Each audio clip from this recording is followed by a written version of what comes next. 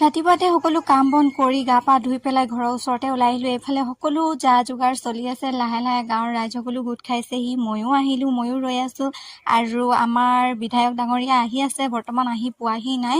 তো সকলোৱে ৰৈ আছে তেওঁৰ বাবে, আৰু কিয় ৰৈ আছে, কি হ'ব ইয়াত সকলোখিনিয়ে জনাম। মোৰ মিনি ব্লগটো শেষলৈ চাই থাকিব। আৰু এতিয়া লাহেকৈ বিধায়ক ডাঙৰীয়া আহি পালেহি।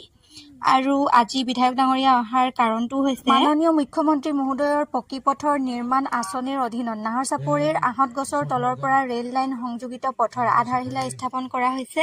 বিধায়ক ডাঙৰীয়াক আমাৰ গাঁৱৰ সমূহ ৰাইজৰ ফালৰ পৰা গামোচা এখন পিন্ধাই সন্মানিত কৰা হ'ল। লগতে আমাৰ বিধায়ক ডাঙৰীয়াই গাঁৱৰ যিখিনি বয়সস্থ আইতাসকল আছে তেওঁলোককো গামোচা পিন্ধাই সন্মানিত কৰিলে। আৰু এইফালে এতিয়া আধাৰশিলাৰ ফিটা কাটি পেলাই ৰাস্তাটো অপেনিং কৰিব।